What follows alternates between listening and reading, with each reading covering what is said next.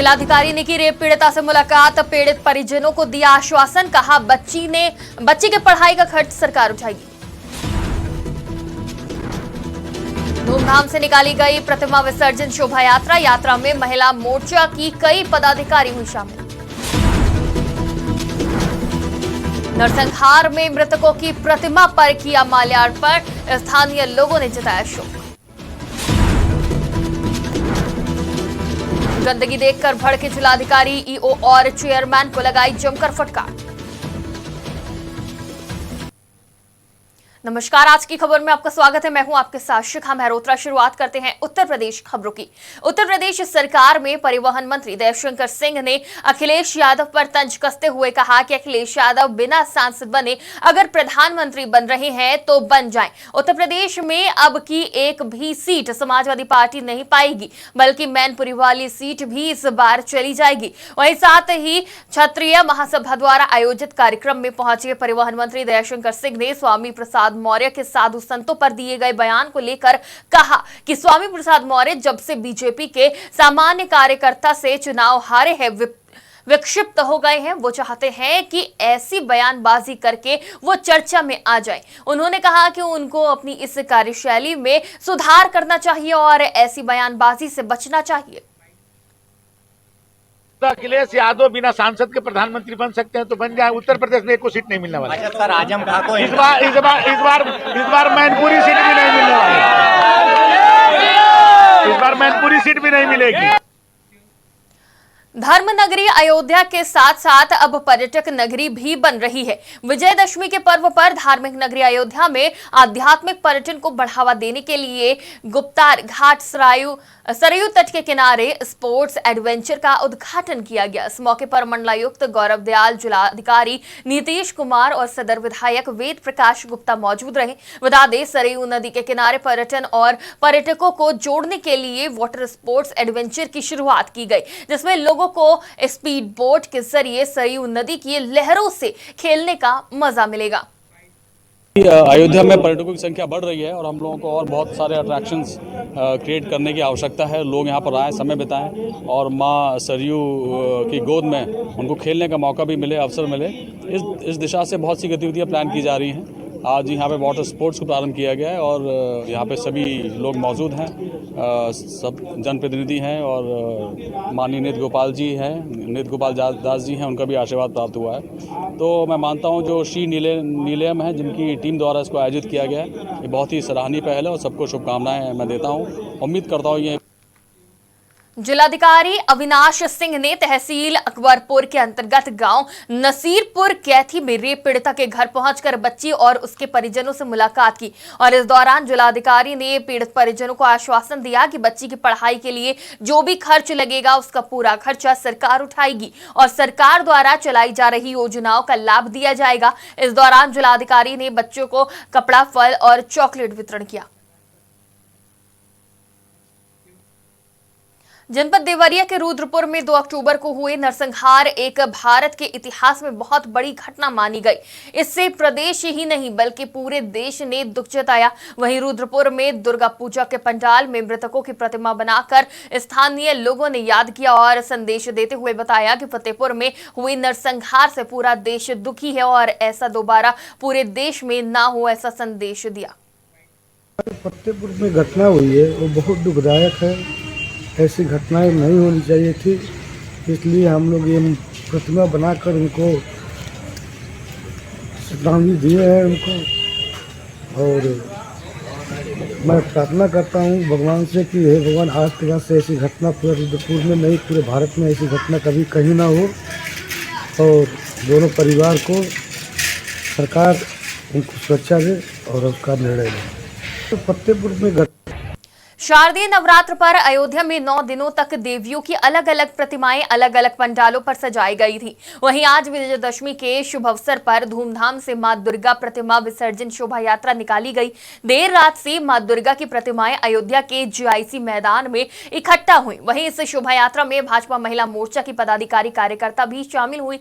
बता दें कि ये शोभा यात्रा शहर के जीआईसी ग्राउंड से निकलकर फतेहगंज, सुभाष नगर चौक, रिकाबगंज सिविल लाइन होते हुए गुप्तार घाट के निर्मली कुंड तक गई और वहीं पर मां दुर्गा की प्रतिमाओं का सरयू नदी में विसर्जन किया गया।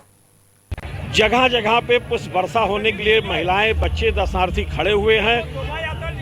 भंडारे जगह जगह लगे हुए हैं और पूरे रास्ते में पुष्प वर्षा इस जुलूस पे होगी। चौक में विशेष इंतजाम मशीनों का किया गया है और माँ के भक्त जगह जगह जयकारे लगा रहे हैं, अपने धुन पे नाच रहे हैं, माँ के गीत चल रहे हैं और पूरा वातावरण माँ दुर्गा का एकदम दुर्गामय है। इसके साथ साथ क्योंकि अयोध्या प्रभु श्री राम की धरती है, प्रत्येक पूजा पंडालों पे भगवान श्री राम के पोस्टर लगे थे, मूर्तियां लगी, जो मंदिर बन रहा जिसमें प्राण प्रतिष्ठा होनी 500 वर्षों के बाद वो लगे हुए थे।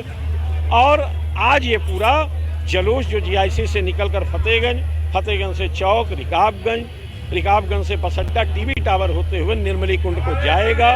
8 किलोमीटर लंबा ये जुलूस है और पूरी तरीके से अयोध्या की जनता सौभाग्य है। हरदोई के डीएम मंगला प्रसाद सिंह ने शाहबाद में गंदगी देखकर ईओ और अध्यक्ष पर भड़क उठे और उन्होंने कहा कि इन पर मुकदमा लिखकर दिमाग ठिकाने लगा देना चाहिए। वहीं इस मामले का वीडियो भी सोशल मीडिया पर वायरल हो रहा है। डीएम के इस लहजे पर शाहबाद के ब्लॉक प्रमुख ने भी अध्यक्ष पर तंज कसा। सौभाग्य है माननीय मुख्यमंत्री जी उधमपुर की पावन पवित्र धरती पर पधारेंगे तो हम जैसे एक सामान्य छोटे से कार्यकर्ता के लिए बहुत सौभाग्य है।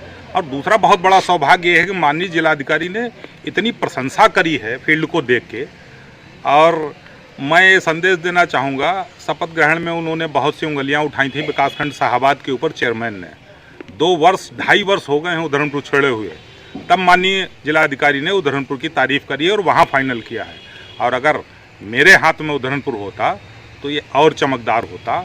अब चेयरमैन के हाथ में पिछले 5 महीने से है, लेकिन आज की डेट में उधमपुर में माननीय मुख्यमंत्री जी का प्रोग्राम प्रस्तावित हुआ है।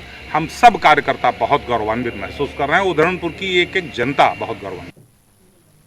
पूरे देश और प्रदेश में विजयदशमी का पर्व धूमधाम से मनाया गया। वहीं लखनऊ के ऐशबाग की ऐतिहासिक रामलीला में श्री राम के रावण का वध करते ही 80 फीट रावण के पुतले का दहन हुआ और सनातन धर्म के विरोध का दमन हो, इस थीम के साथ रावण का पुतला दहन किया गया। पुतला दहन के दौरान डिप्टी सीएम ब्रजेश पाठक, केशव प्रसाद मौर्य और राज्यसभा सांसद दिनेश शर्मा भी मौजूद रहे। वहीं इस दौरान भारी संख्या में अधिकारियों के साथ पुलिस फोर्स मौजूद रही।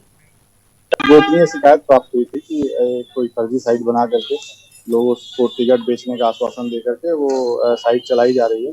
इस संबंध में जो है हम लोगों ने संबंधित जो बीसीसीआई है और उनके अधिकारियों को भेजा है। जो हमारे पास प्रयागराज के उतराव थाना क्षेत्र के लीलवार आसेपुर गांव में शराब के नशे में धुत दबंग ने दुर्गा पूजा पंडाल के बाहर बैठे युवक को गोली मार दी। गोली चलते ही मौके पर अफरा तफरी का माहौल हो गया। वहीं आनंद फानन में घायल को इलाज के लिए अस्पताल ले जाया गया। सूचना पाकर मौके पर पहुंची पुलिस ने मामले की जांच शुरू कर दी है। रायबरेली के नगर पंचायत सलून में शारदीय नवरात्र के पावन पर्व पर मिशन शक्ति अभियान के तहत महिलाओं को जागरूक किया गया और उनको सुरक्षा संबंधी विभिन्न हेल्पलाइन नंबरों के बारे में जानकारी के साथ साथ साइबर अपराध और उत्तर प्रदेश सरकार द्वारा चलाई जा रही विभिन्न योजनाओं के बारे में बताया गया और साथ ही महिलाओं और बालिकाओं को साइबर अपराध के बारे में विस्तृत जानकारी प्रदान की गई।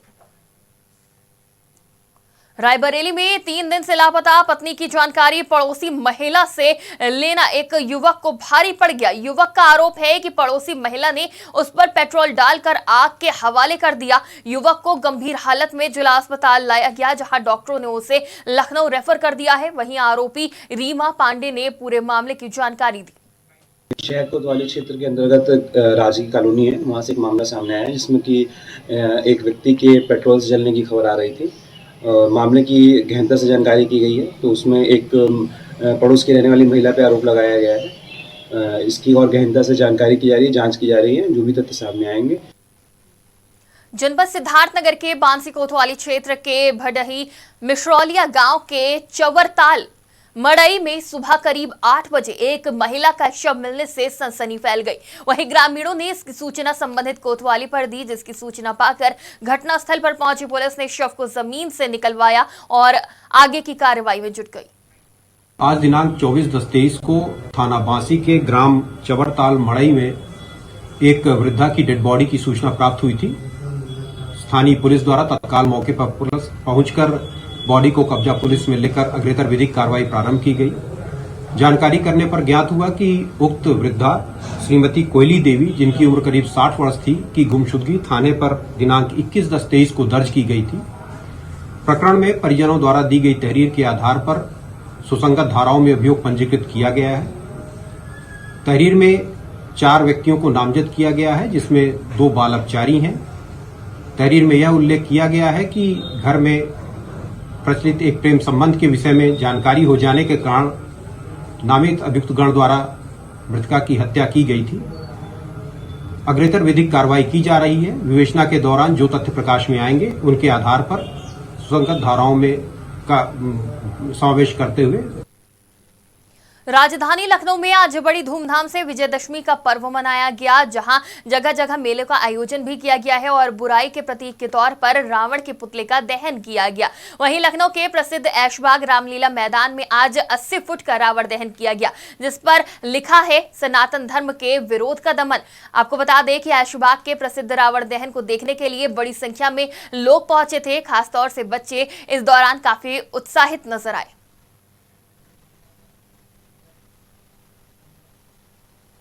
उत्तर प्रदेश की खबरों में फिलहाल इतना ही। देश और दुनिया की तमाम खबरों के लिए देखते रहिए आज की खबर।